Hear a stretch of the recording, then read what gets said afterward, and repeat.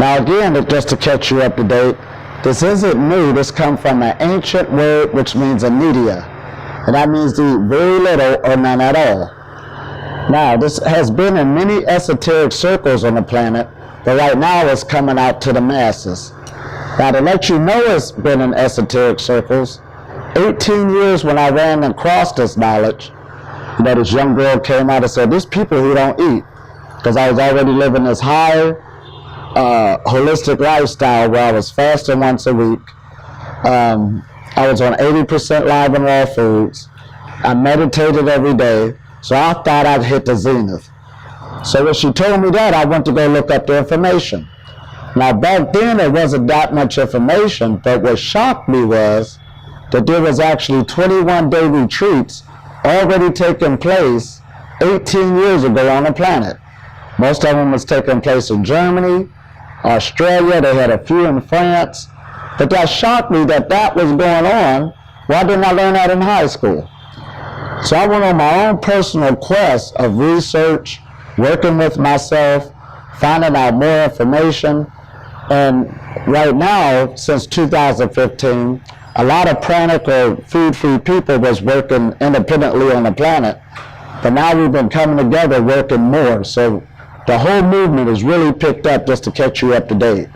Right now in Italy, they have the World Pranic Festivals that take place every year. I was there the first year in 2016. A lot of people curious. You have other food-free people telling their path, and every year it's getting bigger and bigger. So I'll keep you updated on that for the one next year. Usually every June it takes place.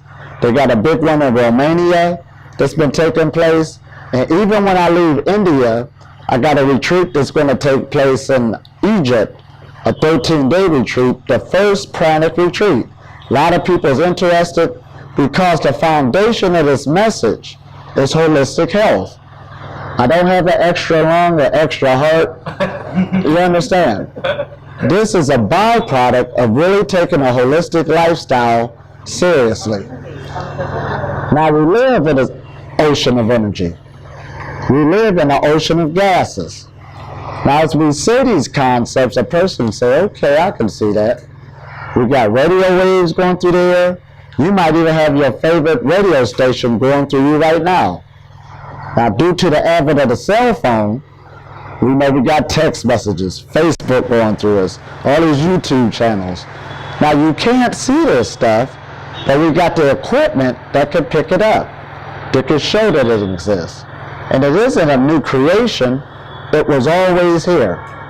So even when we deal with the electromagnetic spectrum that we live in, we only see a small little portion of light. This is why most people deal with eyeglasses. But you got X-rays going through us, different types of UV rays, gamma rays.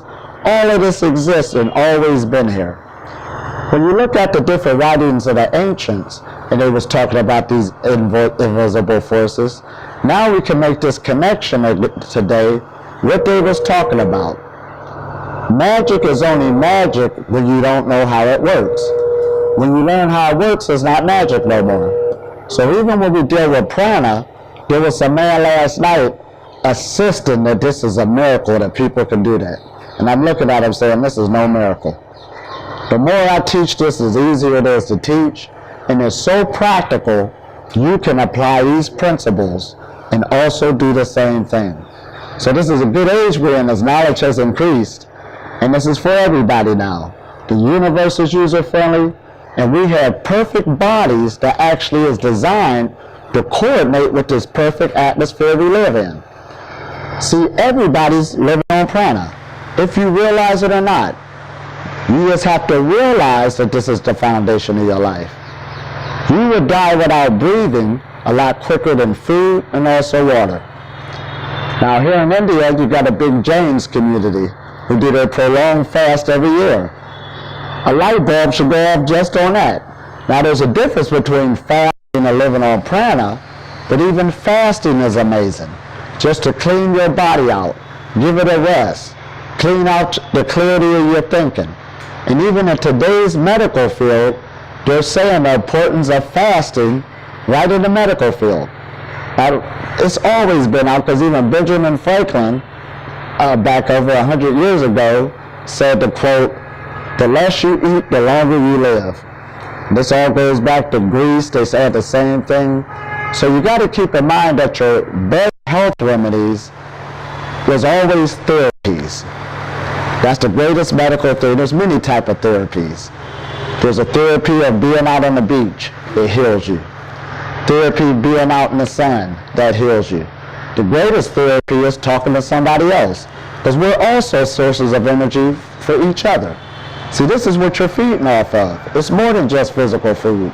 Physical food is a byproduct of you living a healthy, therapeutic lifestyle. Is this making sense now?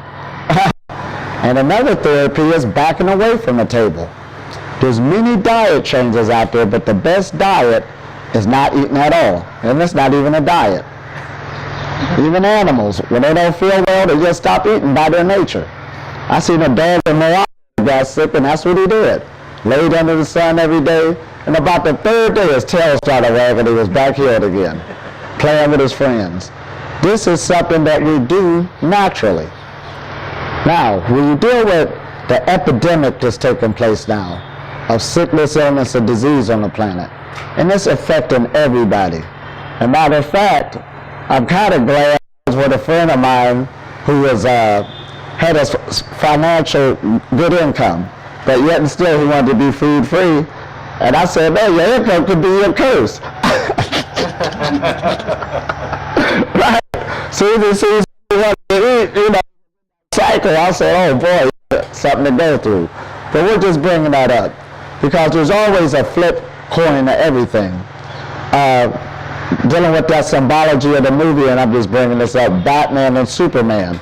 They was telling the story within that symbolically, and what it was saying that this knowledge catches both groups. You got Batman, who grew up in a wealthy family, but he spent his wealth seeking knowledge that would make him better and more super. He didn't play around. And then you got Superman, who was born poor, but he had these natural abilities. All he had to do was learn how to use them. So no matter what background you come from, this power and this knowledge is for everybody to utilize. Is this making sense? So you can't use excuses. "Oh, I was born in the wrong family. I ain't got the right resources." Right? Absolutely not. It's just a realization and the understanding of free energy. All right. So as we go on this path, I tell people what got me on this path was my health. I began to get overweight, being in the standard American lifestyle, 5 meals a day, maybe 10. And the food and my weight just kept going up and up and up. And I knew something was wrong for me to be that young, to be feeling the way I did. But at the same time, everybody in my reality at the time, that was like normal. In a way, that was like showing prosperity. You should have a gut. You should have a round head and fill out. But I don't feel good. But they just thought that was normal. You catch diabetes at a certain time. Blood pressure just runs in the family. That was the mindset.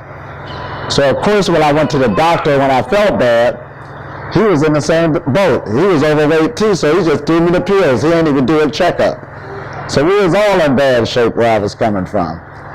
So luckily, I ran into somebody who was part of a vegan community, and he said, "Won't you just leave meat alone?" I kind of felt that. Now, he used it through a scriptural way because at the time I was a minister in a church, and I had to break my belief system, just pray and you get healed. It had nothing to do with my behavior. That was ignorance again. So I knew I had to do something now, but I just needed the right knowledge to grasp. So sure enough, there's something that's in us when we really get desperate. The universe usually gives us the right people, the right resources, or set up the right event for us to go down that next path. So when this guy told me this, I said, wow, being desperate, I just stopped eating meat altogether. Now I didn't know no personal vegans, but this just goes to show you how frequencies and vibrations work. When I picked up that new lifestyle on my own, that put a frequency out. So all of a sudden, I started meeting all these vegan people. I didn't know there was vegans before. They were already around me, but as soon as you go into a level of knowledge you start meeting those type of people that's on the same knowledge. So anyway, I met this vegan community and I learned this whole world of food. Because keep in mind, a person who's still eating meat, they're wondering, what can you eat? You don't know that there's this whole vast world of food. And in that world of food, you can replace it and have it taste like anything you're eating now. Sentient, for instance, you can make it taste like roast, steak. That's like a dream for a meat eater going into veganism. You can make tofu taste like fish, all of this other stuff. So I tell people, even making different transitions, learn as much as you can so you can have a better and happier time. So then when I seen that I lost weight and my health got back in good standings, and I really felt good, I wanted to check other types of diets. So I went into live and raw foods. And again, people just think that's just eating salads or just eating fruits. Boring. We want to stay on that. So again, I want to search the information. That's just how I am. To see how many things I can eat. And do you know you can replace everything you eat now with things that you don't need to cook? You can make pizzas without cooking them. You can eat live greens. You can make breads without cooking them. You can make burgers without cooking them.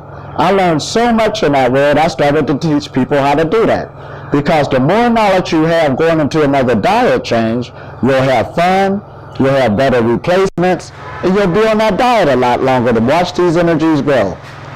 So now, I'm learning all of this, and I told you I ran into this young girl who said, there's people who don't eat. What? So immediately I checked on the knowledge, the information. There wasn't that much out at the time. But where I'm at now, the reason why I teach people this path, one of my prime passions is when I came into it, there wasn't that much information. And again, I want to make it just like going into veganism, learn as much as you can and make it fun. Just like live and raw foods, learn as much as you can and make it fun. The pranic journey is the same way. You want to have fun on this journey. It's not about beating up on yourself. Food tastes good. We're professional eaters. We're good at it. Absolutely. So to let food alone, you're either going to rebel, it's going to turn you off, all the way, even though it can be proven or it can exist. You don't want to hear that because there's foods that you enjoy. But when you understand that this is a health message, that's what prana is. Because the doctor, what do he say when you come in his office and the numbers ain't coming out right? What are you eating? What is your habits? Are you drinking and smoking? Lose some weight. We start checking on the diet first. That's the standard procedure of the medical profession. That is a pranic message. So all of us, there's something you can pick and choose in each and every one of it. Now, if you don't feel like going totally food-free at this time, it's okay. But you're still on the pranic path, watching these energies, that's what they are, foods, what you're dealing with. Watching the outcome of how you put it into your body. And watching your health maintain itself and increase. Because anybody can say that being healthy or feeling good is a better way to enjoy the day. I don't care how much the sun is shining, what the weather is like. If you feel bad in the bed, that day don't mean a hill of beans. Am I right? So this is what the pranic journey is giving people to offer. And dealing in your life as you cut back on the meals, you watch yourself transform itself. There might be that time one day where you really want to explore your own personal human potential. So that's why this is so good to tell people you can live without food, because this takes the roof off of your already spiritual journey and you can take it further. Further where? Into your mind, into your consciousness. So your body is an extension of your mind. I'm looking at your thought process.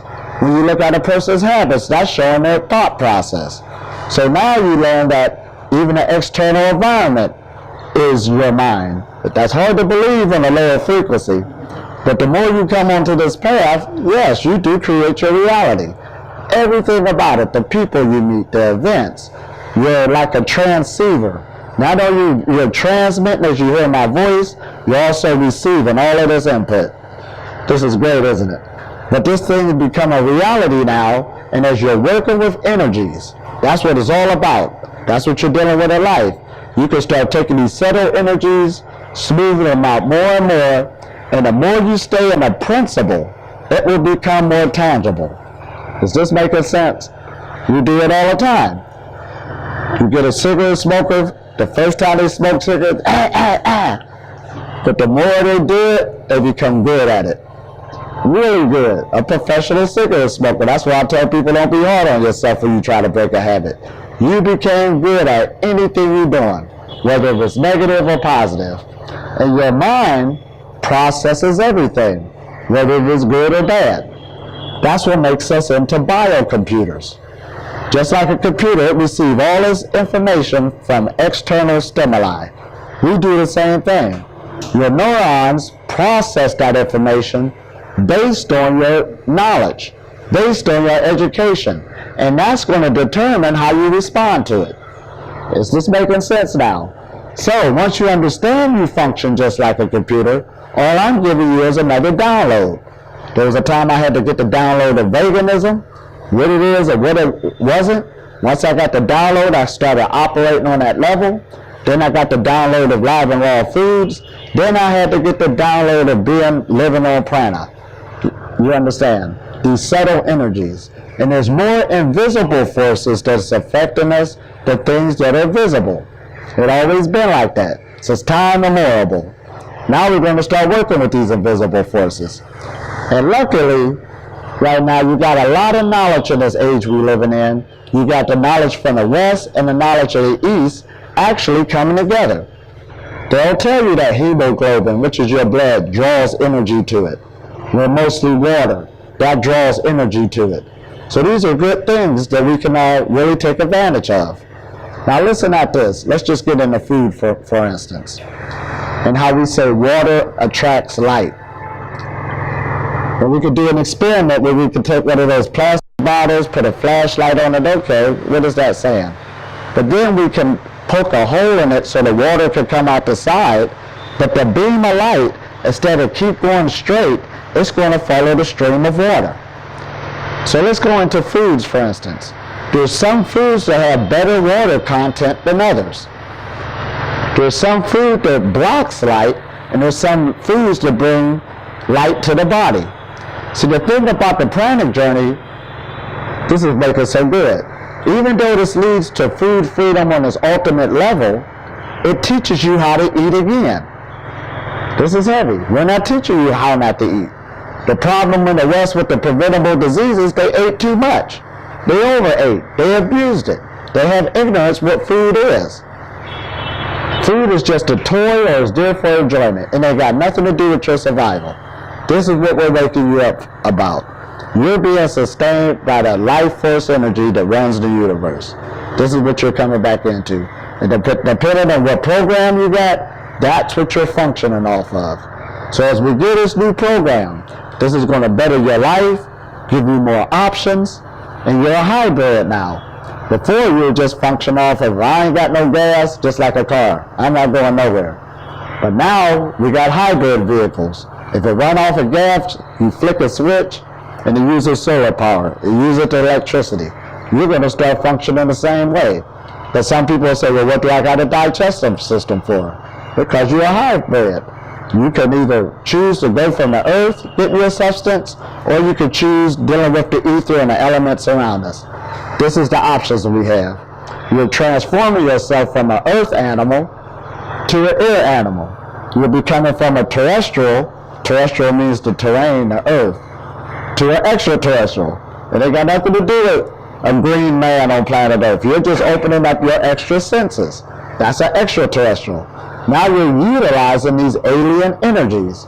What is that? The sun ain't on the earth. That's an alien force hitting the earth, affecting it. You're going to learn how to use these forces. Boy, this is all taking up way a lot of myth, isn't it? Oh, man. So we're not looking for little green men and stuff like this magic. We're going to use the stuff that we already have access to and learn how to use it. We got this flow of energy that's going through our body. And we all heard about the chakra system, especially being here in India. Your 7 chakras, coming from your root. And notice that they all are in alignment with your spinal cord. Now your spinal cord is where they get the word physician from, your psyche, it's inside of you. And your body always seeks to go back to its center. Every time you use the bathroom, your body is so user-friendly, it gets rid of enough toxicity in order to keep you alive. It's doing so many functions that we take for granted, because it loves you. And it's doing two things. It's in harmony with universal laws, that's what it does, or you wouldn't be here. And it's also obeying our wishes. Oh, you want to go to the nightclub again? All right, that's what it's saying. Right, but it does a good job. It takes us through it again. Okay, you drink all those drinks again and handled it. It got rid of enough alcohol at each hour to keep us alive. You know, just bringing that up. So it's been a good trooper for us. So you want to make friends with this connection again.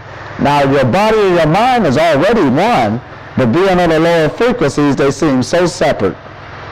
So now it's sort of like you're driving a car.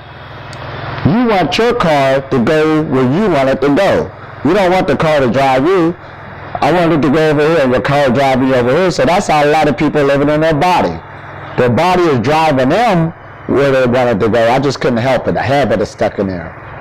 And you don't have control over your vehicle. So these practices give you control of your vehicle again. So your body is a good servant, but it's a bad master. So it'll lead you down the road if you let it take off. It don't know no better, it's just searching pleasure and delight. That's what it does. So therefore, when you start disciplining it, you're disciplining it in new pleasure and delight, which is a far more better, because you'll feel better, healthier, gain more energy. It's a feeling. So this is the pranic journey, so we can take out the myth and bring in a reality what it is. It's just like when I woke up this morning, no, I didn't eat or drink nothing. Why should I? But I'm already into this cycle. This is natural. If anything, if I ate a breakfast, that's breaking your fast, because all of you is fasting last night. You already could go without food. The next thing I want to do is go take a nap. That's what's going to happen. It dumbs down your energy when your frequency get to a certain level. Now, I got the ability to do it. I didn't forget how to eat. Like I tell people, I know crystal clear how to be overweight. I did it before. I got the program. Matter of fact, I was teaching this young man how to gain weight, because he was like, I just can't gain weight. I can teach you how to gain weight. This is what you need to do. Don't give me that. I know we got different metabolisms, but I know how you can gain weight. But sure enough, to prove my point, he ended up getting married soon, and guess what? He gained weight. Right, more settled lifestyle, eating at the table, you get comfortable on the couch, flicking the channels, all right. We know what happens. But that's just part of life and another experience. But then again, you don't need to stay on those experiences, you understand. And everything we're doing, that's just what it is. We're all sort of like scientists. Like when I saw the little kid this morning, looking around and exploring everything new. And not only a young child to do that, you'll see puppies do that, kittens, they're exploring their environment. That's the scientists within us. And we were born, we were perfect mimickers. For him to learn his current language, all you're doing is listening to everybody. You ain't got to teach him in school, he's a mimicker. So therefore, we're all professional mimickers. We mimic our lifestyle, we mimic the education, we regurgitate it, didn't think about it, that's right. Right, they gave us the 4 food groups, eat 3 meals a day, that's right, that was the program. I'm educated now. Right, that's what happens. So we constantly mimic behavior, and we're good at it. So even when we get this new information about being food free or being on the pranic path, you are mimicking now the new information coming out. The information I usually tell people to get started, that meditation is the foundation. Why? Because your body, here's our little scientist. Why? Because our bodies is good conductors of energy. Being in this realm, even though a person don't recognize it at first, you live in an electrical magnetic universe. All physical matter gives off, has its own electromagnetic field. And our fields affecting one another. That's why you can run into somebody, they'll say something, I was just thinking about that. We're already reading each other's minds, picking up each other's thoughts. There's times you can feel a situation ain't bad, It will tell you to leave. You picked up the energy field of that situation. So we already know this stuff is going on. But not only that, this is a good age we live in. They got equipment now that can prove that takes place. And even dealing in the scientific arenas, like people try to say, prove food freedom and this and that. Well, we got people who already did the test. The last guy who just did it recently, I was just in Israel, that was Ray Moore. But there's more going to be coming out. And due to the circles I'm in, like I tell people, don't you think I attract this already and know these circles? Absolutely. There's 2 scientists that was in Italy, for instance, and they actually go to breatharian retreats to see how they are. It takes people's weight before and after. They even put themselves through it just to catch you up to date. So it ain't so much that they don't know that this exists. Due to the protocol of how things work, is how do you explain it? Because there's some things that are still explainable in a lot of things. Knowledge is always changing. So you got user-friendly people who are using and trying to figure out what these energies is about. It's sort of like one of the main medications that's out now, or always been, is a placebo. Nothing but a sugar pill, but it's still effective today, and even science can explain why it works. So instead, of course, they could say a placebo is the best pill you should take. You can't say that due to it don't make sense. You really got more concrete answers why things work. So people are working together to bring more information out more than ever. So even the information that I'm giving is basically my own experience and telling you how powerful a holistic lifestyle is. Let's take negative ions, for instance. Nature gives off negative ions. Being next to the beach, or on the beach, being out in the forest, being next to rivers. So these ions that it gives off automatically betters the health a lot more. You'll start burping and yawning as soon as you get out there, start healing more. So therefore, and this is also in the science arenas that shows that being too much under air conditioning, your house lights, that affects the health because it gives off positive ions. Being too much under that frequency harms the body. I had a winter time where I was writing a book, so I was constantly in front of the computer every day, especially watching my YouTube videos, playing video games. But still, my eyesight started to get worse. So again, my old frequency was saying, well, I guess age is catching up with you. So I'm also into long distance biking or cycling. So I set this trip to come up in the spring. So when the spring came, I got my bike together and went out on my trip. So when I went to go get my map, I'm also looking for my glasses. But then I looked at the map and I could see everything. Whoa, I didn't even look for the glasses. Now I was only 10 miles into that trip, being out in the nature riding. And I could see, and all through the trip, I didn't need the glasses no more. That's the power of nature again. Once I took my body out of that one routine situation, got used to the computer every day, sitting there, I needed to get out in the nature so it can automatically heal you by its nature. Your body automatically coordinates with it.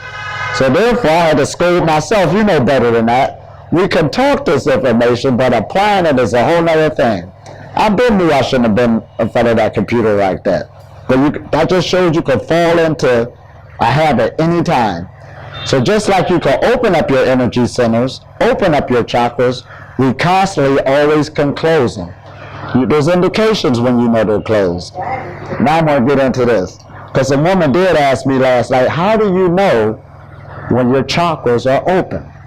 That's a good question, isn't it? But now the knowledge is user-friendly. I'm going to go over the 7 chakras, and I'm going to give you the indicators if they're open or closed. Because they affect all of our life, because our life is energetic. Now we've been learning, today they use the word, everything has its own electromagnetic field. And this field that covers our body changes whatever we thought, what we put in our body, and also our actions. It's constantly fluctuating itself. Now what humans got to understand is it's your responsibility to work on your electromagnetic field. That's why the electrical healing, they used to say, your electrical body gets affected before it shows up in the physical. There's truth to that now, we can see that. Now these different fields is in layers. Now they've been telling us that in metaphysics. Okay, if they're telling the truth. Now we can see that. Because not only there's an electromagnetic field covering my body, your liver has its own electromagnetic field, your kidney has its own. So it's like a layers of fields over fields. Even a small cell of your body is like its own person. It uses the bathroom, it eats, it does all this, and it communicates with other cells to see what it's supposed to do. And it has a lifespan. That's why every time you take a shower in a bath, those dead cells, the new ones, just gave birth. So therefore, they must be having also sex. They're actually reproducing themselves. So you live in a sexual body. This is heavy now. This is sexual energy cultivation. When you understand you're constantly regenerating yourself on a daily level, and there's even proof now saying at the end of the year, sort of like 95 to 80% of your cells of your body totally replace themselves. Now, is that taking place? Why is a sickness or a bruise still there? Because you're catering to the same thought, and you're catering to the same habit. You didn't get rid of it. Back when I was overweight, I had a mark on my leg. Man, what is that? Is that cancer? As soon as I changed my lifestyle, started to get in new habits and everything, your skin is an organ. The mark removed itself. So everything that you're dealing with regenerates itself. But you must get into that regenerative process. And I know you heard about 7 to 9 years or like a whole nother person. So these are the cycles that we're up under. I'm giving you all this information because this is what the whole pranic journey is talking about. You're becoming more educated on your biology and your relationship to the environment. There is no in-between. It's not going to change. It don't matter what invention we come up with or nothing. Now, to go back to those negative ions that nature gives, that's what scientists did. They made a negative ion machine. That's people who live in the corporate jobs and stuff. They can buy these machines, they help them with the negative ions, they help them with their health. But this is what the scientists said who created it. All you had to do is free. Go outside and go into nature. That's the truth of the matter. And even though they made that machine, it still is not more powerful than the natural. You understand? That's just like a jump starter. You can look these up on the internet. You can order them yourself. This is how user-friendly stuff is. Now, to show you this isn't new on how we work with energy. Remember that movie, The Matrix? And they had that one part in the first Matrix where he was supposed to go to the nightclub and he gave these people this disc. A lot of people don't know what that interaction meant. That was a drug he gave them. But that was a drug dealing with frequencies. This isn't far-fetched. That's the new culture. Now, due to the circles I've been in, I ran into this. Now, one time I was at this school, and you know that Ritalin drug that people take, that children take to help them from being hyper, going all over the place? Have you ever heard of that, Ritalin? Well, in America, they're good at it. A child is real hyperactive, running all over the place, so they're giving them this drug to cool them down. So I went to this one school where they wasn't taking it physically.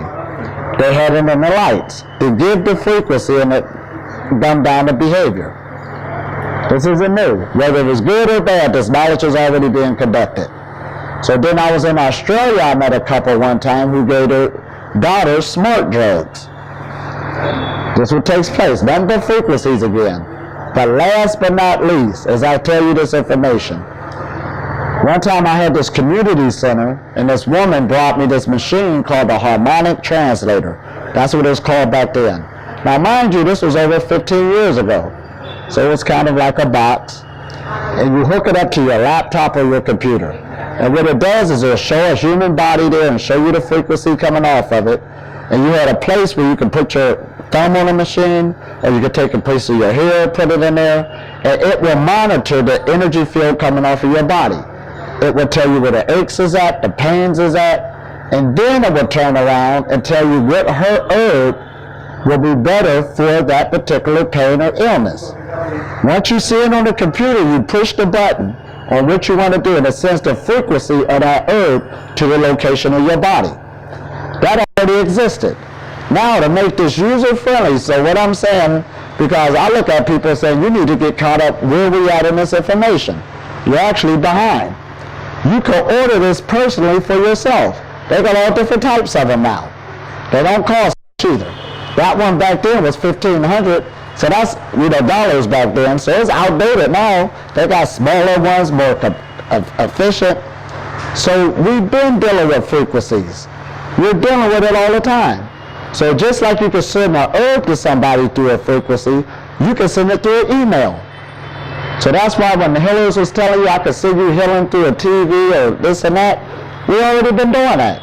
On my YouTube channel, I got groups now where I do a retreat, and we send energy through the video to show them the power of it. When people get it on the other end, they feel it. We recorded it. You understand? This is a magical universe. When you get on the pranic path, you're going to become an advanced energy worker. That's bottom line.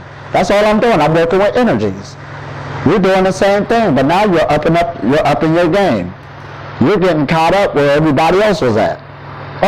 This making sense now, huh? Because knowledge do not hit everybody at the same time. It's like a domino effect. Back when Custer's last stand was taking place in America, they was up there building the big Manhattan Bridge going across New York. You understand? A cowboy and Indian fight over here, there's an Eiffel Tower over here. Whole different lifestyles. So, this is just catching us up on this knowledge. So dealing on this pranic path again, bringing more energy into your body. Let's just take it to basics 101. A person that say I'm low on energy. So when they start doing diet and exercise, after a while they'll tell you my energy increased. They brought more prana into the body. That's just the basics. Now food comes more in the form of just physical matter, or energy does. This is what we have to understand. So that's why I was telling you about these other frequencies on how people are working with those now. Sending you this and that through a frequency. That's what it's all about. So, whether it's an apple or apple juice, the behavior of the atoms is still there. Well, the behavior of the atoms change, but the molecules are still the same. But now we're going to the gas levels, being a breatharian or Elitom, whatever word they want to use. This is getting good. Now I'm going to come with another approach, so I won't keep repeating the same thing. We are beings to stand upwards on two legs. This is kind of a new invention. That's why we have back problems still and stuff like this. But we stand upwards. So by its nature, gravity is constantly pulling down on us. Now this is a good thing because being creatures that walks on two legs, this body is good for energy conservation.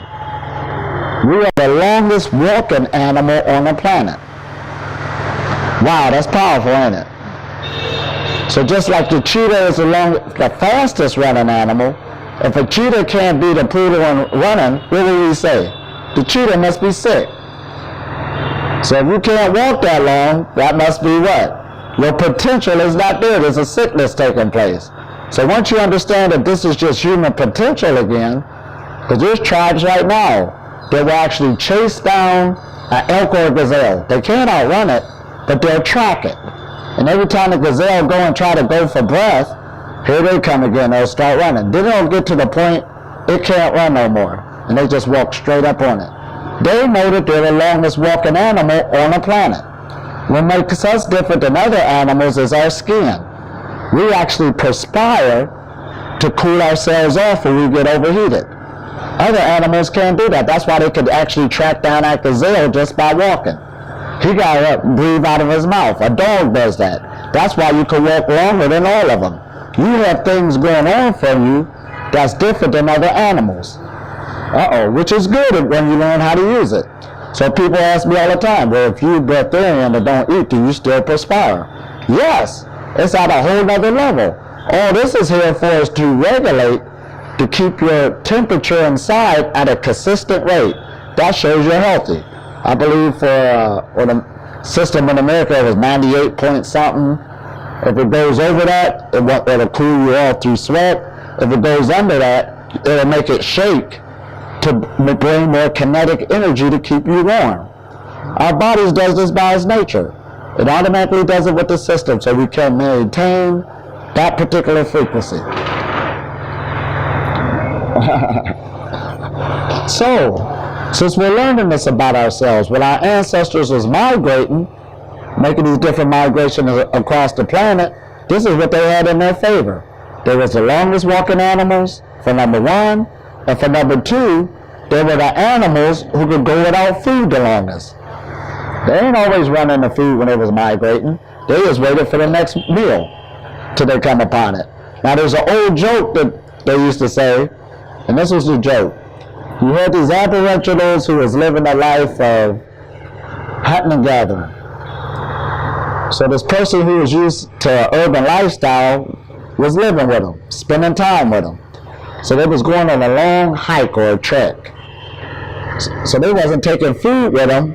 And the guy from the urban place was like, wait a minute, we ain't taking no food. They laughed at him, we don't need to take no food. The earth provides. So he's going along with them, trusting them. So day one, they have no food. He said, man, we're going to die. They said they laugh at him. No way, the earth will provide. It always does. Day two, there's no food. So he's really sweating. We're going to die. What y'all doing? We ain't got no food. Y'all crazy. They laughing at him. Then day three came along. They ran upon some food. And it was a buffalo that was already,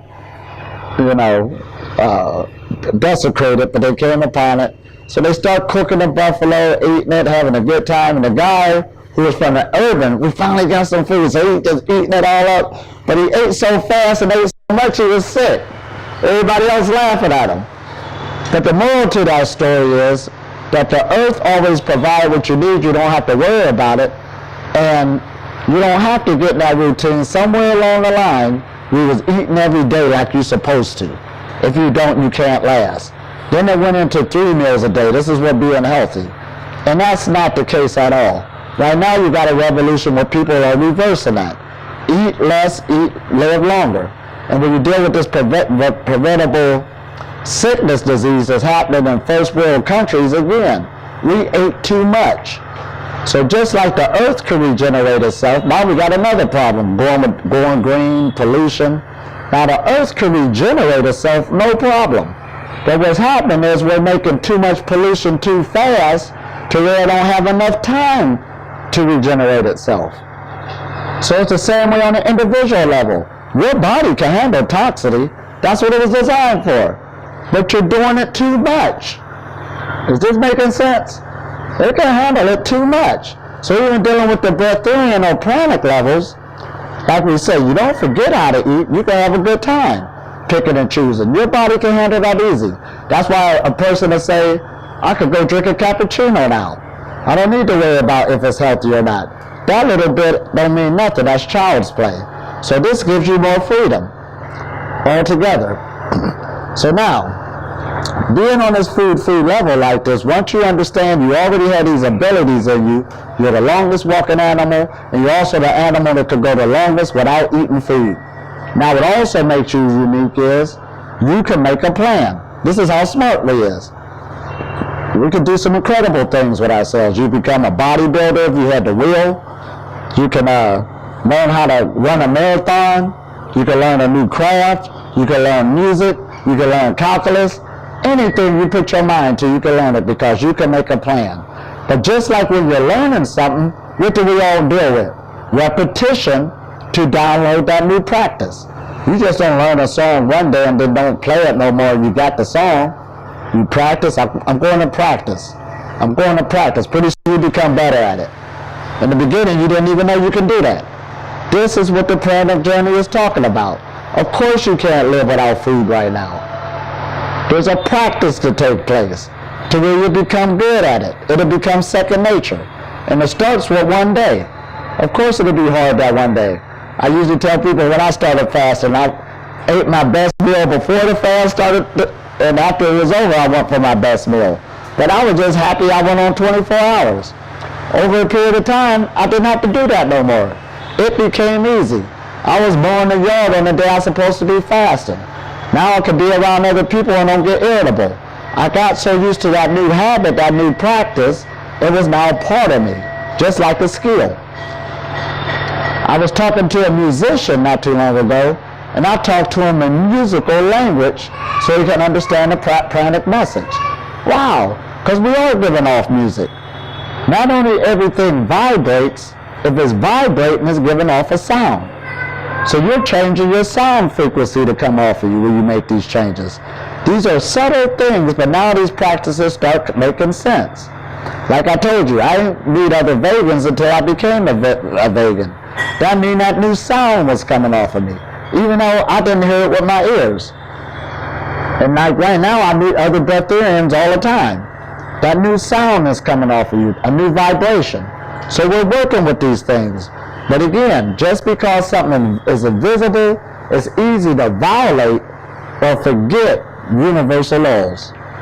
So the first thing you want to do is start educating yourself as much as possible. You ain't got to believe me. That's not what this message is about.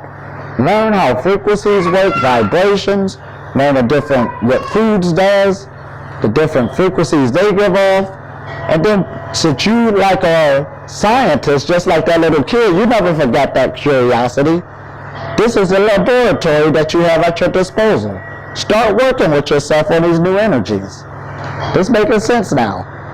You're going to see that your energy will increase, your health will increase. That shows you that it's working. Now let's go back into the chakra system again. How do you know if they're open or closed? This flow of energy. Now your first chakra is your physical body. See, dealing on this education on how we do it now, we like to separate things. The physical body is different than the emotional body, it's different than the mental body, it's different than the spiritual body, but it's all one body. This is my mental body. This is my spirit. I'm a spirit. This is what you see. This is light. All you see is light. You're in a realm of light, so everybody you see is a light being. Even the dog, you understand? That's all you see. So therefore, when you learn this knowledge, everything is one to get you out of that fragmented thought. So, your first chakra, what they say is your root chakra, is your sexual energy. Now don't be scared of that word that I just used as sex. We just think about, that. We're talking about a regenerative force, a creative force. The reason why we all here is because of that force. You understand? Our mother weaved us a body to live in. We came out of our father, through that seed grew and developed. This is the tree of life. Wow. So, you were born of sex. You were born of the sexual waters. And that's why your body always making new cells. They're constantly regenerating or they're having sex. But it's not evil no more. Nature is sexual. So a healthy body is the sexual body. When your health starts improving, you start feeling sexual again, healthy again. The goals go hand in hand because the blood flow is back online. Is this making sense? So your first chakra, when you know it's open or being open, you'll feel healthy. That's the indication.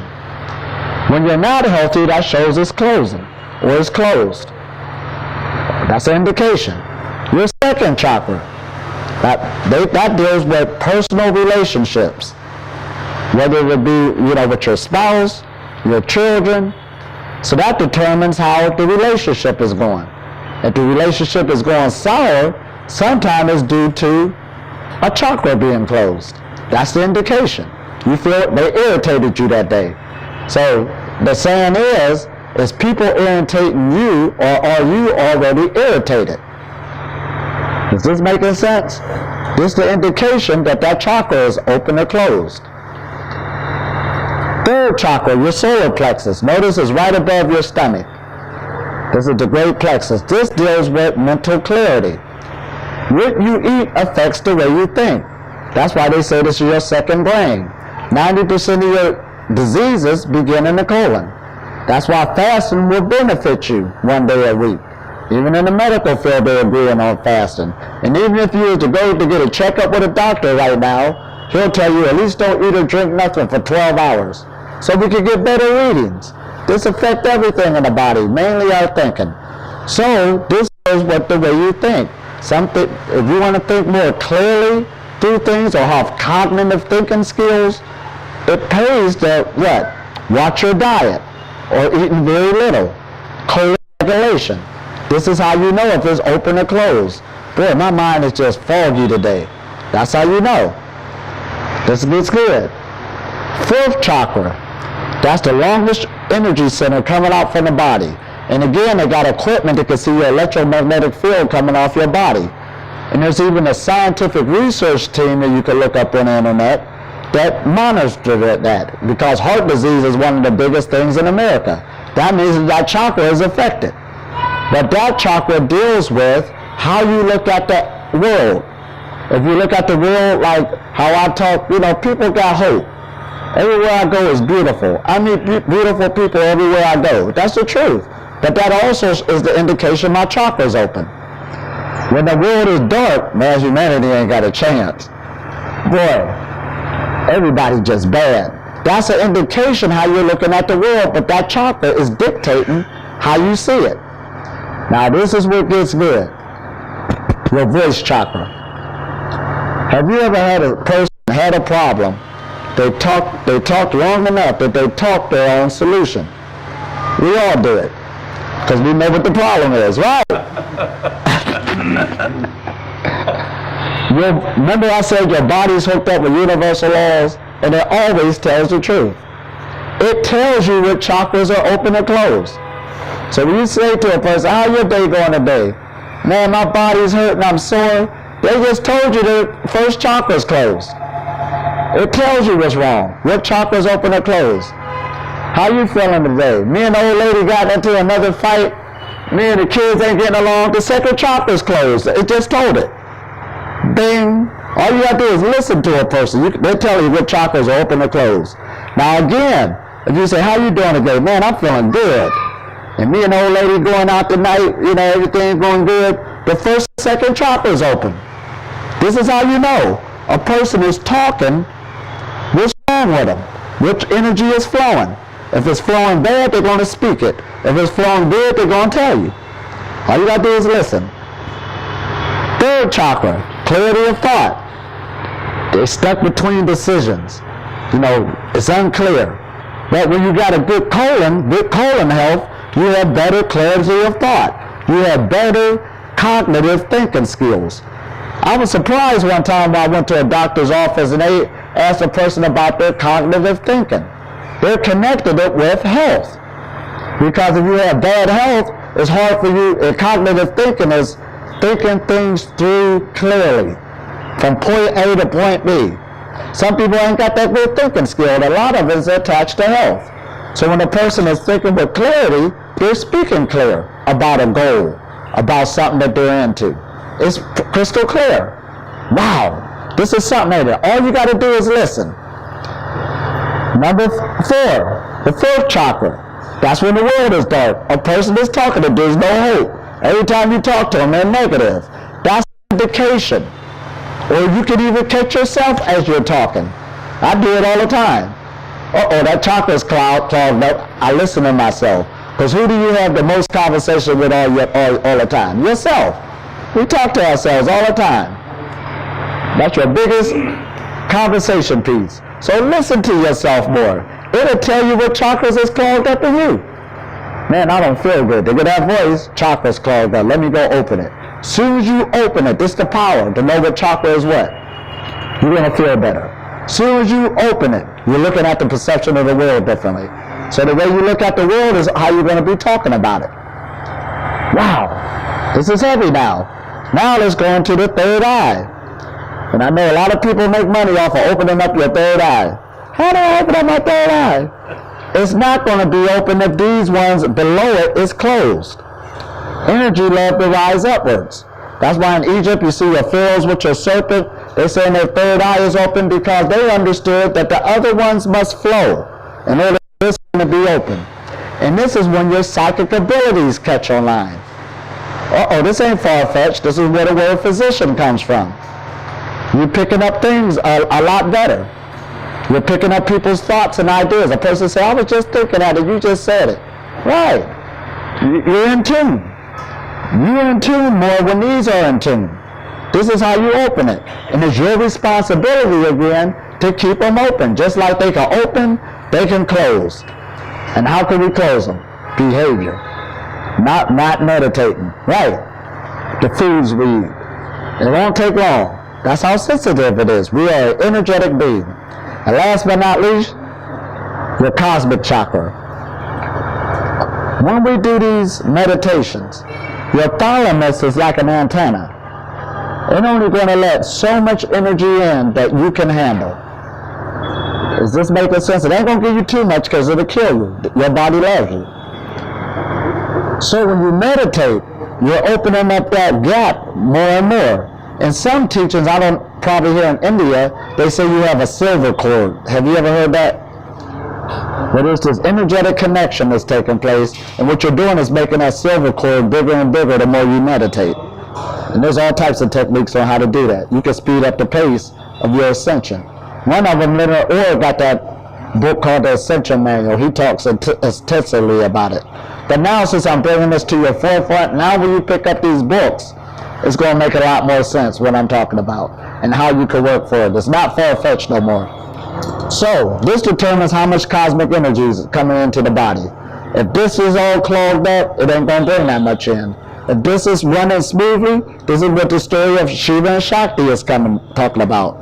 I believe Shakti is trying to come up to meet with Shiva. The inner energy, the internal, is flowing. How it flows upwards is going to determine how Shiva, I get them mixed up, how he's flowing downwards so they can meet. When that connection comes, you should be self-sustaining. This is the whole science behind it. This light, for instance, dealt with the male and female coming together plus the ground, or the light won't come on. That switch to cut it on. There's meditations as I take you more advanced, where you'll take your tongue and put it out the roof of your mouth. So it can make an energy connection. You got energy flowing in the front and energy flowing in the back. So usually when I take people in a microcosmic orbit, I teach that at my retreats, we start working with the tongue. Now here in India, you heard about your mudras, right? These are energy connections. And then even got organs that is going to you that you can look up. This will go to the heart. This will go to the, the liver and stuff like this. This actually works. You're an energy being. But now this will get you more into the game. Your body is also hooked up with the season changes. That's why during the season changes, that's when you see people catching colds and flus. That's when you should clean yourself out, because if the atmosphere change, you change. But let's go even deeper than that. Your hand, for instance. Spring comes first. So usually people activate this energy center. Spring is short. Summer comes next, and it's usually a lot longer. See how that finger is longer? So practitioners will go to this during the summer. Boom, is working with the energies of the summer forces within the body. Fall, it starts to fall back downwards. Here we go. So in the fall season, they're using this. Because you're also in a yearly cycle. Everything's regenerating itself. Winter time is a lot shorter. So in the winter time, they're at this mudra. All of this start making sense now. Why people is doing things at certain times. You're getting more educated. This is where the energy is going in the body. Now they got a martial art called Denmark. Any of y'all ever heard that? Well, martial arts, we always see the physical taking place. But China is famous for its chi exercises, building up the internal energy. If the internal energy is not strong, they say your kung fu is no good. Because over a period of time, your physical is going to give out. But the energy will keep growing and growing. That's why you can see an older master could take down somebody in their 20s. It's more than just technique. His energy, he'd been in it so long, it got stronger and stronger dealing with his electrical field. That's why in the first years of going into martial arts, you'll see the young students like this for hours. They're building up their internal energy. That's why I'm showing y'all Qigongs now. When the internal energy gets stronger, bring more energy to the body, then we can go into more fun stuff. This is dealing with the food path now. You start watching what you put in your body, and the more you can deal with your internal energy, it's going to determine how you're using your body externally. Now, to go back to what I'm saying, they got a martial art called Denmark, a true martial art. The practitioner studies the energy centers on his body, so of course it's going to tell me about your body. Dealing with fire 12 hours in a day. There's a reason why we got that, 24 hours. Every 2 hours, there's an influx of energy from the movement of the sun going to different organs in the body. But that's where we get our eternal clock. This is why you wake up the same time every day. You don't know why. You could condition yourself to do another hour. Your body picked up that new clock. But anyway, you might have 2 hours where the energy is at the heart. The next 2 hours, it'll be at the kidneys. The next 2 hours, it'll be at the liver. So there's this internal clock that goes in your body. This is why on higher level knowledge I say, don't eat at night. You understand? That'll improve your health. That's when your body's shut down to do other things besides it shouldn't be occupied trying to do what you wanted to do right now. Absolutely not. So this started making sense on bringing more prana into the body. So anyway, going back to those practitioners, you can use the energy for good or bad. Say if you were to call me for energy healing, and it's about, we set up the appointment at 4 o'clock. For me, by me knowing that time it might be in your kidney, when I'm doing an energy healing, I will start at that area because all energy in your body affects the other energy flow. You understand? That's just more knowledge. Or if your kidneys, that's where it's hurt at. I'll set the appointment to 4 o'clock because I know that's where the energy is going to be at. We can work with that to heal you. Now, the evil part of it is, if you're a martial artist and you're fighting somebody at a certain time of day, you know that the energy is in the heart. My whole thing is to try to strike you in that area to take the energy out of there. No. Right. Once the energy goes, your energy will leave quicker. That ends the fight. That's why you'll see certain moves in martial arts. They'll go in a move, boom, boom, boom, boom. Okay, you're protecting your energy centers. You know, and they'll go in moves like this, boom. Because if somebody hit me in the armpit, there's a channel that actually goes to the heart. You can kill somebody by hitting them here. You'll see them do moves like this. They're protecting the head. You know, when a baby is soft, but it's still, you can affect the energy center if you hit somebody here. So every move has a method while they're doing it. So therefore, working with energy again. Now you ain't got to use it for that, but you must learn this stuff health-wise while your lifestyle, while you're doing things a certain way. That's where the energy's at. Uh-oh, this is all making sense now, ain't it? And even in astrology, the Aries is the head, the Leo is the heart. Then when it gets to a certain level, the energy falls below the waistline. Springtime comes back up because it comes back again. Like a spring that springs back, boom, boom, the energy is going back to the top of the head. So this is why they say knowledge is hidden in plain sight. The knowledge is here right in front of the masses, but they don't know how to interpret these things that's in front of you. So even dealing with the Hindu culture or whatever, the Indian culture, this knowledge from your ancestors, they've been telling you about this, but you have not been interpreting it properly. So even when I talk about Kriya Yoga, about the 3rd level, they're talking about food freedom just at that level. And that's just from purifying the body from toxicity. Nothing big and far-fetched. This makes sense now, don't it? But like I said, somebody must have ripped that page out. We don't want to look at that. So all of these is meant for us right now. They left a good map behind. Because like myself, everywhere I go, I can say like when I was in Egypt, that's food freedom, that's longevity, it's telling you. All of these stories. But we can start applying them in our lives. So therefore, when you start learning these set times and cycles, when to eat or not to eat, that's why living in the pranic journey is saying you don't need to eat at all, or that's what you should be doing. But it's telling you how to eat, how to regulate it, or if you choose to, you can go a very long time without eating, or you could go off indefinitely. That depends where you want to take your spiritual walk. Is this making sense? This is true freedom. Freedom is when you take health back into your own hands. Just like we made ourselves sick, you can make yourself healthy again. That's all it is. But that's what empowerment is all about. It's sort of like I tell people on all levels about energy. And you got to start talking to people real. Main one is relationship problems. You know how people get, I'd be like, wait a minute, I'm not a relationship counselor. But then when I come back on them and talk to them for real, first of all, every relationship is energetic. You know exactly who you're choosing, but you just want to have a certain experience while you're choosing that person. So when you start being truthful with yourself, that's what energy you're going to manifest to you. It's no change, it's all a thought again. There's a book called Think and Grow Rich. Any of y'all read that before? By Napoleon Hill? Think and Grow Rich. In this book, I bought it in a bookstore in the financial section. That's where it was at. Not the metaphysical section. Financial section, I got that book. In that book, it don't have not once how to deal with physical finances. They don't tell how to start a bank account, how to start a business. It's a philosophy. And it's talking about how to apply knowledge.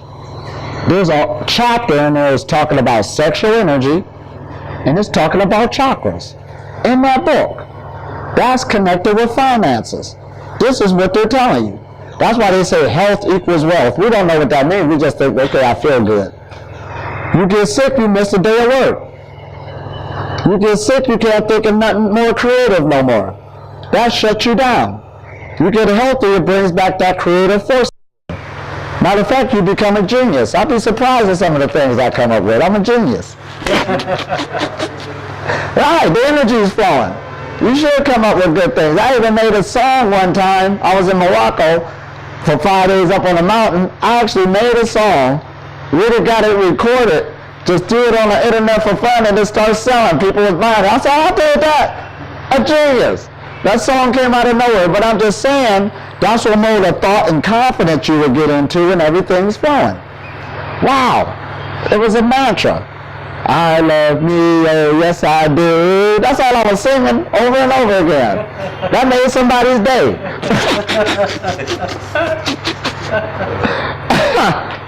So these sources of energy, what is the sources of energy? Now on the 3D level, okay, the sun, we live in the electromagnetic field of the sun. That's the source of energy. We're feeding off of it. Another source of energy is the earth. We're living on it. There's electrons constantly flowing upwards. Take advantage being barefooted sometimes. You ain't got to go all the time, but feel that energy. Make that connection. It betters your health. That's your source. Then we got the plants and animals. Now, without even getting in the diet or what to eat or not to eat, that's the source of energy. We're not saying it's not. It's just at a different frequency, a lower frequency of what we're talking about. But that's the source of energy. Let's get into people. Friends, family, that's a source of energy. No man's an island. You understand? And then, to show you this, the reason why we're here again is because of a man and a woman coming together. Two sources made a creation. So not only you're a creation, you're also a creator. You're in creation, and you're also creating things. So you are a source of energy for other people. You feed other people, whether it's what? Creatively, supportively, or selfishly. That comes with the package. Not saying that's good or bad, but we do it. So you're always aspiring somebody, whether it's a message you give, a smile, giving out a blog, whether it's personally or long distance. I feel good sometimes when somebody say they read my book and it really helped them. Never met them in my life, but I affected them just by them picking up the information that came out of my head. You understand?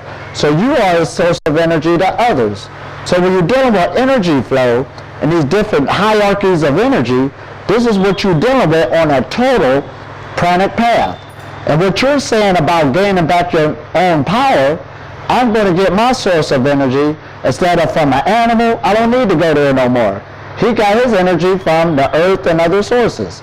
I don't need to go to a plant. I know how he got his energy, from the sun, from the earth, from the water. I'm doing the same thing. I'm going straight to the source of energy. I'm living in the sun. Your body's, they already told you to make vitamin D. They just told you that to scratch the surface. It's doing a whole lot more than that. Nobody need to tell you. You even get depressed if you're in a winter climate. They got big depression take place in those parts of the world. Suns haven't been out in a while. The sky is gray. You feel better when there's more sunlight out, cheerful. Right, absolutely. That's a source of energy that's doing a whole lot more than we could think about. So prana is opening you up again, your consciousness. both mentally and physically, take advantage of these things. It's a nice day. I can't wait to get out and take my walk and say hi. That's nourishment. Right. So you're skipping the middleman. But again, when you talk about food freedom, when you're working with yourself and when you're working with other people, just by listening on how I'm applying it, you can better give people an education on what it is, and it will break the ignorance that will change the whole collective consciousness of the planet. See, every time you make a change, you're living in this electromagnetic field. It affects you, but you're also affecting it. Is this making sense? That's why they got that thing called the 100 monkey effect. When the monkey was washing the dishes, and pretty soon the other monkeys start washing stuff. That's true. We do it to each other all the time. For instance, when I left America, I got my Facebook thing. My friends and stuff, I always kept them as my friends. Don't force nothing on each other. That's why we're good friends. I like you just the way you are. So those are the friends I grew up with. Now, of course, to hear my message of food freedom, I didn't have to run it on them different diet changes, and I didn't stay separated from them. That's what people in spirituality think they gotta do. Now, of course, I didn't hang out with them every day because I got a different lifestyle. But when the Super Bowl go down, I would show up. I'm still one of the boys. Right? That's what they appreciate is respect you more. And I met somebody one time who's so-called spiritual. You was actually with your friends last night? They're my friends I grew up with. They love me just the way I am. Right. And they're going to be here. They was here before you got here and be here after you was here. That's the truth. So why is our food a memory to us? What is that? What? Why is the food a memory? Oh, well, that's going into more. Have you ever heard of that Vipassana meditation? Did I pronounce it right? Vipassana? Vipassana. Now I'm going to use that meditation as a platform. That's a good meditation because you're sitting there with yourself. All these thoughts is coming up. Then pretty soon thoughts will come up that you thought you forgot about. You're observing it. You don't want to become part of it. Now, just to hit that, that's what all meditations kind of deal with. This will just take you more deeper into it to say you're going to spend more time in that area. But every time you meditate, that's what's taking place. That's your subconscious body. And every past memory and experience you had is in the body. See, there's truth to hypnosis.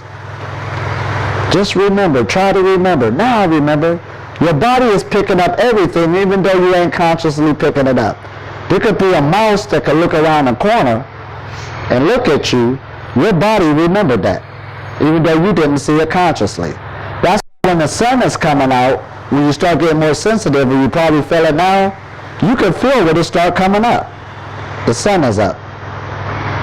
You can feel when the moon will start coming up, because your body is in track with all energy movement. So to go back to this is a true story. There was a woman who started taking up yoga. She was overweight, living a certain type of life, so she started to do something different. So she started really liking this, being consistent, seeing these changes take place. So then she decided to add diet along with it. So changes really took place. She began to lose weight, feel a lot better, look totally different. Now she wanted to get down to a certain weight, but couldn't get past this one weight.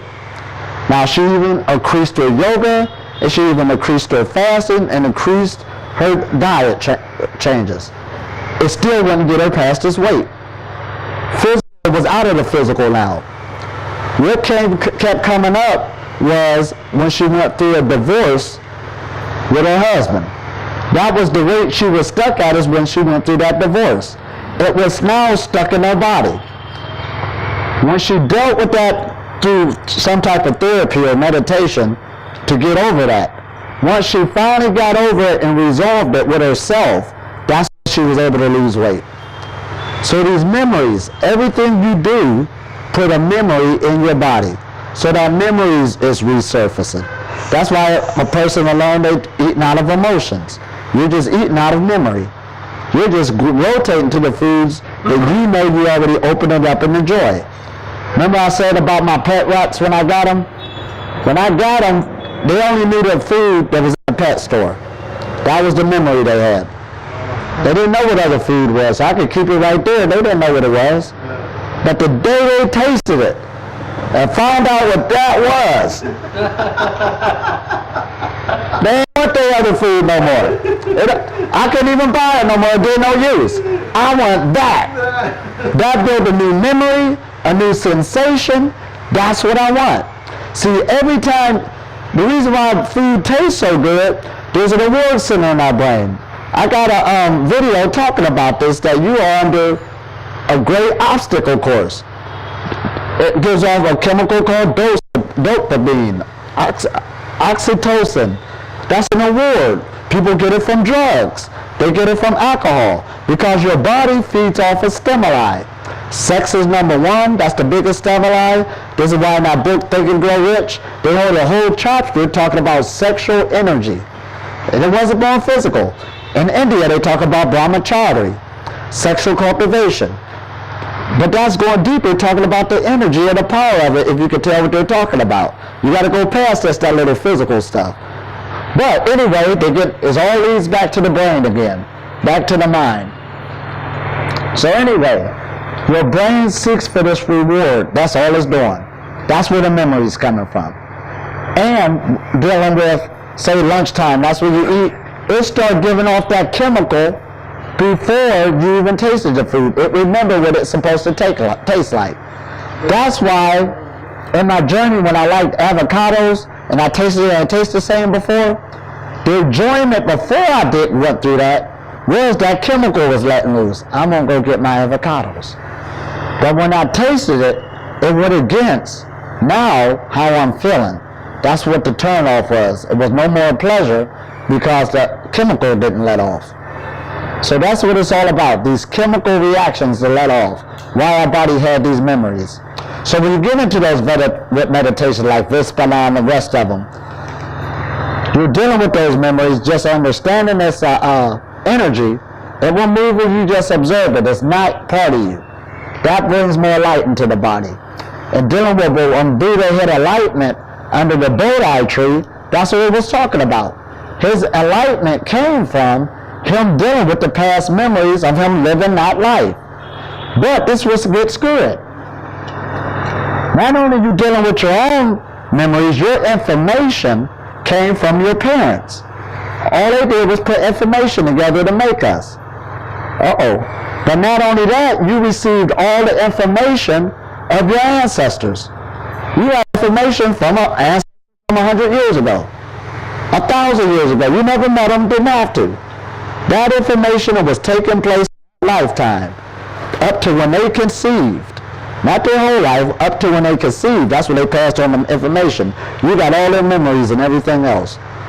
So when you get deeper on your spiritual journey, then you're going to start dealing with thoughts and ideas that's not even yours. You're clearing up a whole generational thing. That's heavy, ain't it? That's why I don't have. You might have I got a sensation of, I feel like I want to drink and I never drank before. That's from an ancestor. It's not you. So this is great work. This is why it's called the great work. So again, not only are you working on your own energies, for your own energy field, you're picking up other people's energy fields, where we're all interacting. Even when you're driving down the street, a restaurant, it's giving off an electromagnetic field. You just got caught in it. This is the whole battle. It's mental. And then you're picking up things from your ancestors. They even got a thing, and that's the title of epigenetics. Epigenetics is saying your grandmother could have went through a trauma, your great-grandmother. Never met her, and you could be dealing with that trauma in this lifetime. It's just the information got passed on. How is the law of attraction related to fasting? Because it all deals with the mind again. The law of attraction. Now, let's go back to electromagnetism. I said we all have an electromagnetic field. The higher the energy, the higher the magnetism, the higher the magnet, the higher the electricity. That's how it goes. Now, this is ancient terminology. The L, you hear that word all the time, electricity. Magnetism. Mary Magdalene. That deals with the female. Shiva and Shakti, no matter what name you use, it's talking about the male and female component coming together. So how is fasting equated with the law of attraction? So, since we understand now that we have the power to, we are source affecting everything else, but everything else affecting us. And it's dealing with a thought. We are a thought. So the more purified and harmonious your vessel becomes, the more clear your thoughts become. So those things you want to attract to you come to you a lot quicker. That's why in yoga lore, they'll tell you you can create things with little or no effort. When he asked me that question last night, so what you doing now? And everybody laughed at it that I'm practicing Wu Wei, the art of doing nothing. But what that is saying is I'm learning to create more of my thought with no effort at all. That's what you're doing. People I meet, situations, it's for your growth. That's what you're doing constantly. I got a massage yesterday, but that's what made it seem when we were driving here. I see the sign on the tree saying you can call to a massage therapist in the house. I was like, oh, my thought has manifested itself. Right. Can we do a little meditation? Oh, absolutely. This will be real good. Now this time we're going to do the Qigong standing up. But we're going to also do a maintenance routine to show you the power of a maintenance. Because I know your life can get hectic sometime. Business meetings, traveling, blah, blah, blah, blah, because every day is different. Yeah. So you might not have time for a full meditation, but what you should do is at least take your body through a stretching routine. It ain't the full yoga or nothing like that, but since you understand that the center of energy is your spinal cord, we at least want to loosen up the energies of the spinal cord.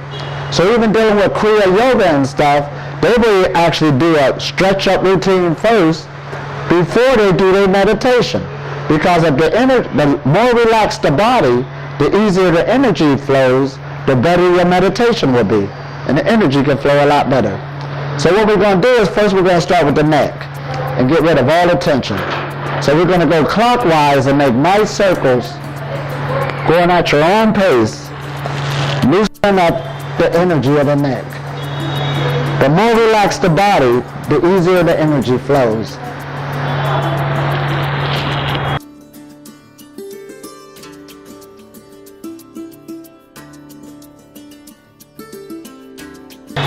Okay, that's good.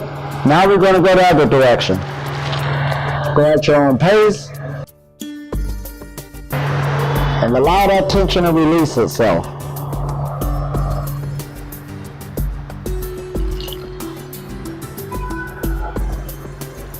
Okay, that's good. Now we're going to loosen up the shoulders. A lot of stress always goes in the shoulders. So we're going to make shoulder circles going to the front and just go nice and relaxed and loosen up the tension in the shoulders.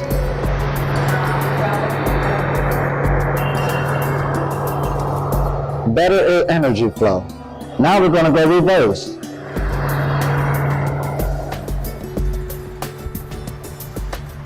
The more relaxed the body, the easier the energy. Alright, that's good. Now my favorite, everybody got enough room, one hand to the front, one hand to the back. Give yourself enough room, and then we'll do some swimming. Nice and relaxed. Stretch the organs, stretch the shoulders, allow the hips to twist. And the more relaxed, allow the energy just to flow.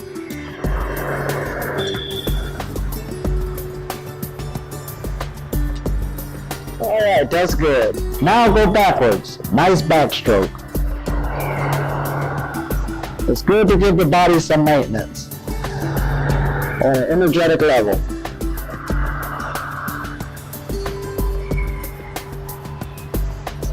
Alright, that's good. Now, open up your feet shoulder width, hands on your hips, and now we go clockwise and loosen up the energy in the hips. Now remember I said energy love to flow upwards? Our hips always pick up a lot of energy, so it's good. Even in yoga, the first thing they do is want to open up these hip muscles to get that kundalini energy rising upwards by its nature. So like I said earlier, if the first chakra is closed, the rest of them is closed. All right, that's good. Now go counterclockwise. Allow those hips to just loosen up.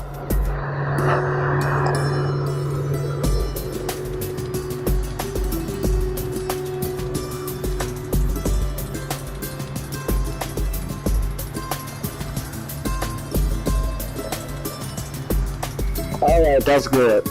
Now put your feet together, and you got energy centers all in the hands, so rub your hands together, get that energy going. Bend your knees slightly, put your hands on your knees, and now we're going to make circles with our knees and also loosen up the energy of our ankles. Energy is always coming from the earth, and we want this energy again to rise upwards through the body with no blockages. Put the whole body into it, nice and relaxed. Now the other direction. Nice good circles.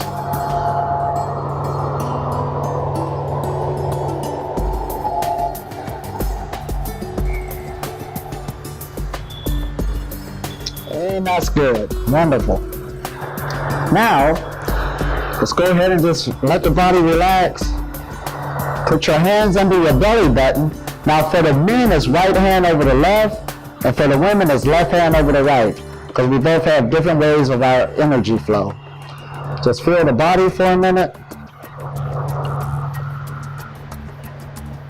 Now, you're going to take your hands and use your mind and make circles clockwise on your intestines. But move the energy inside of your body. Using your mind, following your hands. There's a whole lot of energy in the intestine area. We want to loosen up that energy to get this energy to flowing.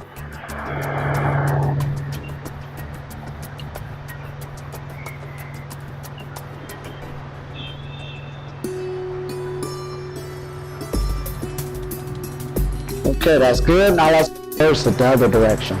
This is also good for constipation. Your stomach hurting, bothering you, just do these circles. Use your mind and get that energy flowing.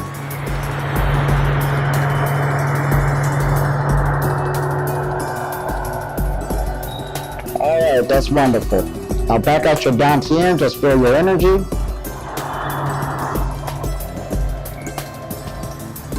Now you're going to slowly take your hands and go up the spinal cord, move the energy through your body. Up to the top of the head, and do a circle with the energy. Try to give yourself enough room. You can then pick up that energy around us and move it up the body. Nice, good energy flow. Like I said, this energy is available all around us. Now we're learning how to harness it and use it. Nice and relaxed. The more relaxed the body, the easier the energy flow.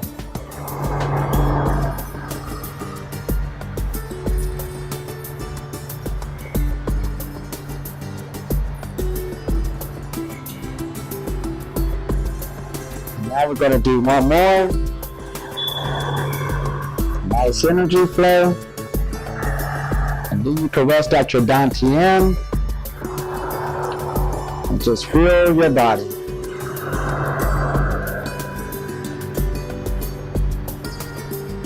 Now rub your hands together, collect that energy, and this time we're going to put energy into our kidneys. Use your mind and actually put energy into your kidneys with your intent.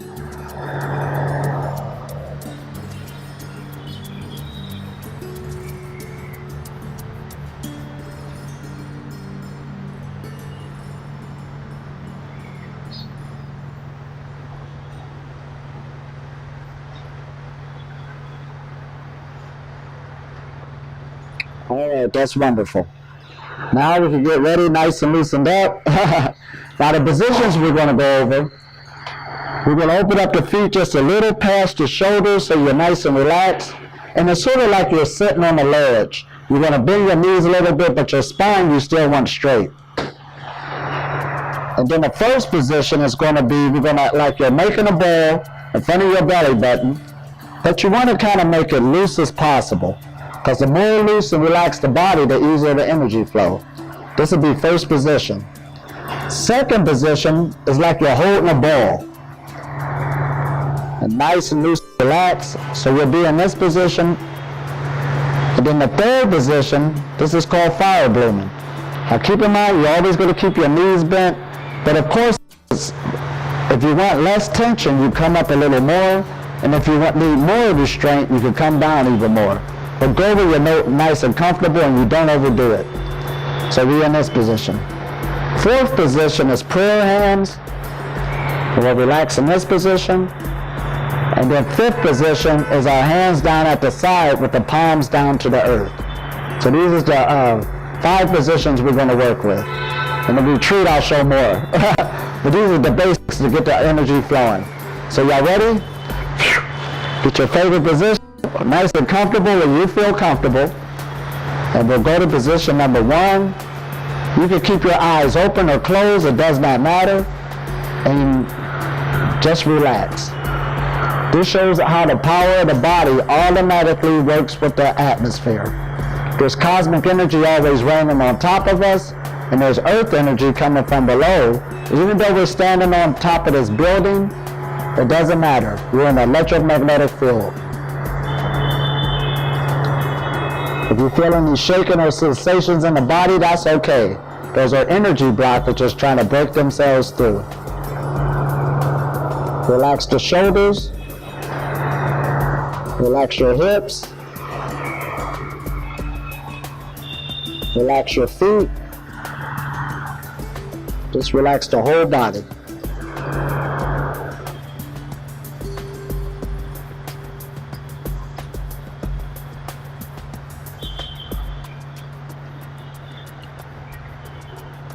Position number 2, up near the shoulders, nice and relaxed.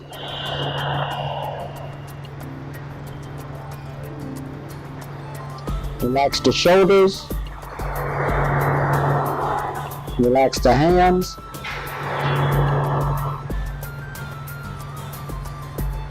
If the body's shaking or anything, it's okay. Just try to relax into it. Don't overdo it, just relax.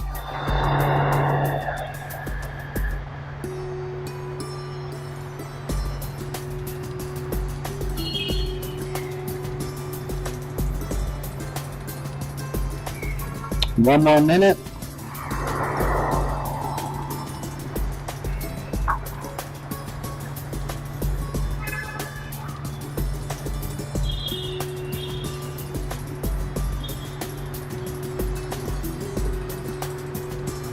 Position number 3, all the way up. Just relax. Your body's like a solar panel. Just allow all this cosmic energy to flow on top of you.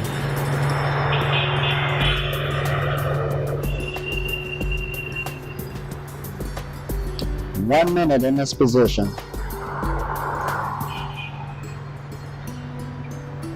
Relax the shoulders.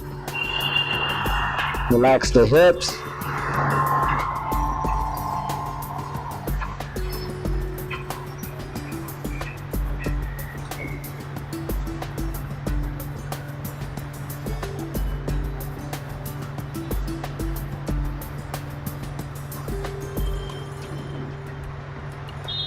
Just allow the energy to flow.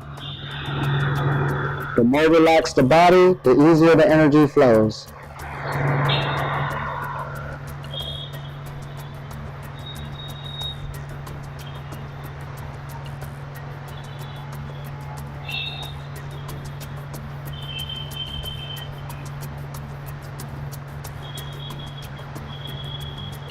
Fourth position, prayer hands.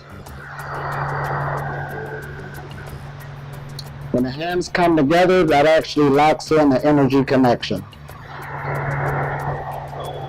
Just relax. Relax the shoulders. Relax the hips. Relax your abdomen.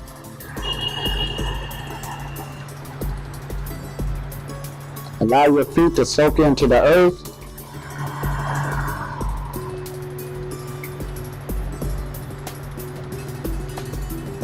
The more relaxed the body, the easier the energy flows.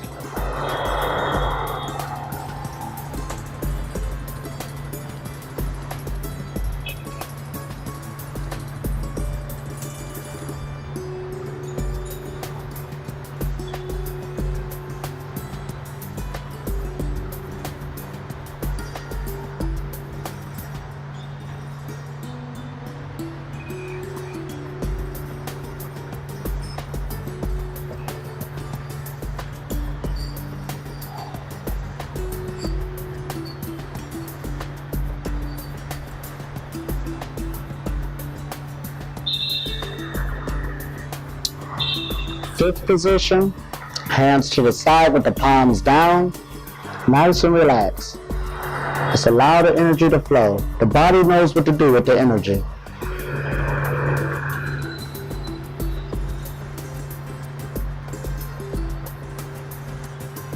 Relax the hips.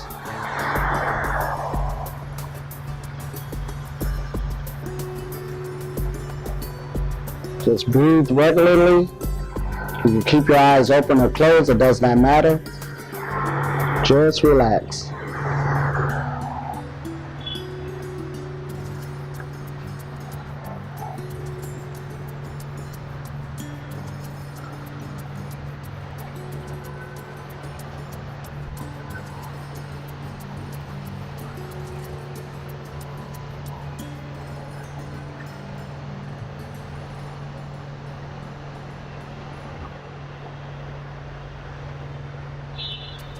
Back to position 1. Back to your center.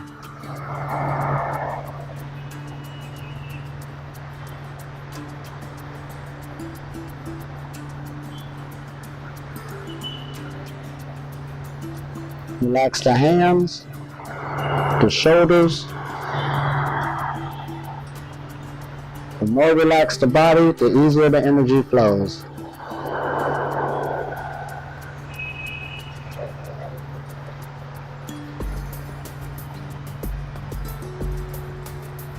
Now we're going back to position number 3, all the way up. This time make it a lot wider. Just feel that energy and allow it to flow upon you. Just relax. Allow the energy to do the work for you.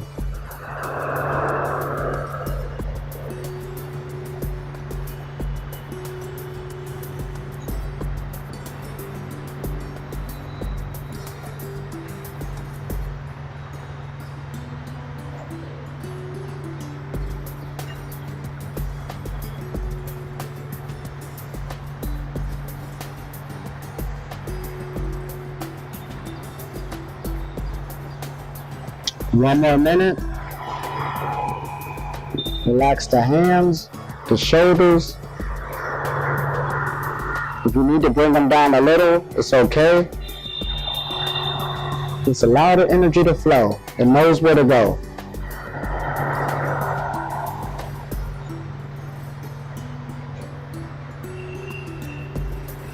All of this powerful energy raining on top of us.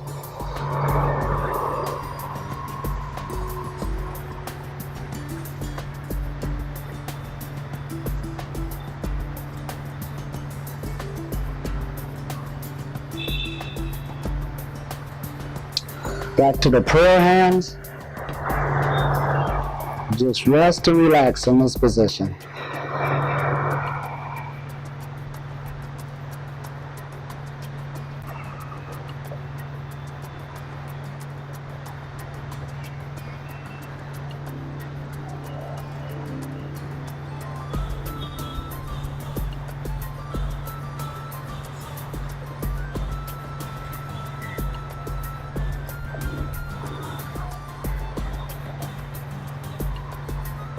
Relax the shoulders, relax your hips, relax the whole body.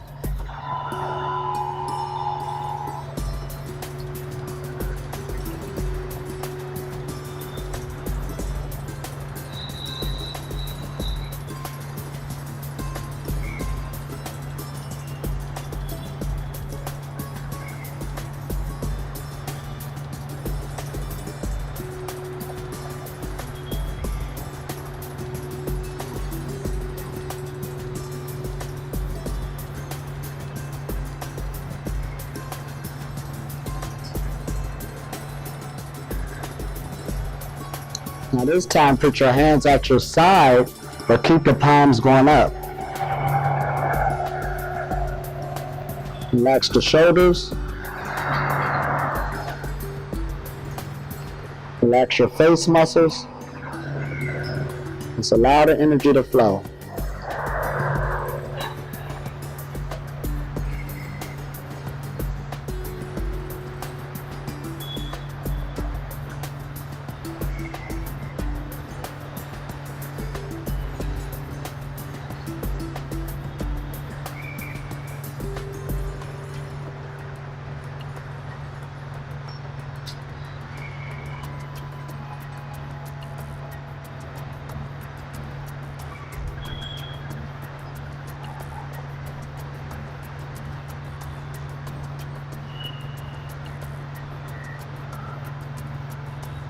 The more relaxed the body, the easier the energy flows.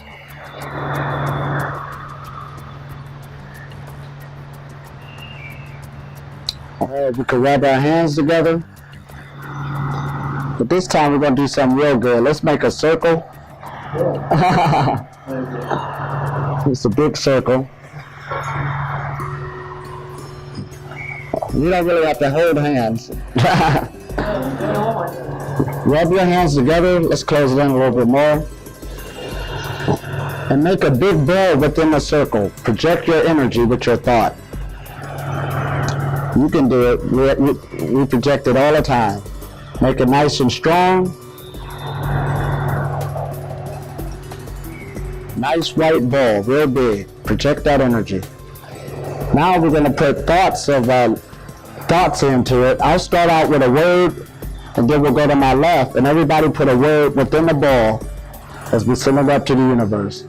Now I'll put the word of love within the ball. And you next. Oh yeah.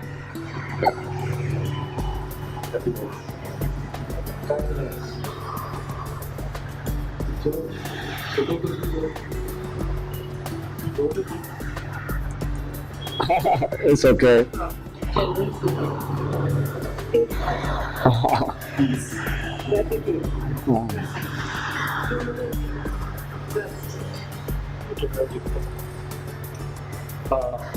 All right. Now on the count of 3, we're going to lift this ball up to the universe. Now put your family, friends, and loved ones in the ball, and we're going to give back to the universe on what it's done for us. So on the count of 3, 1, 2, 3, and lift it on up. Arriba. This is our job as being energy workers. So like I said, being on the path, you became advanced energy workers. So it's your job to change the matrix of the world. And this is coming from India.